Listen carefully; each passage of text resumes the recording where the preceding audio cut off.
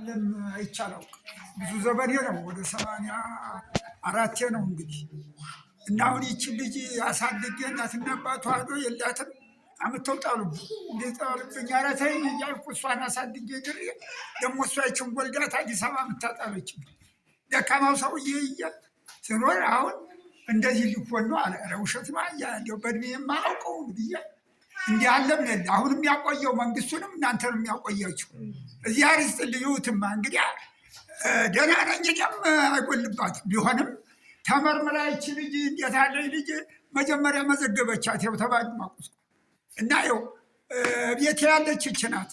ተባረኩ ደስ ብሎኛል። እኔም አልሄድም አልኩኝ። እኔ አልሄድም ደክሞኛል ሴትዮ ትደክማለች እህድ እስኪ አከልክባት አሉ። እሺ ብዬ ትናንትና ሰንበትን ብዬ እዚህ ልጅ አለችኝ አደሬ ይኸው እንግዲህ ሰኞ ነው የምሄድ።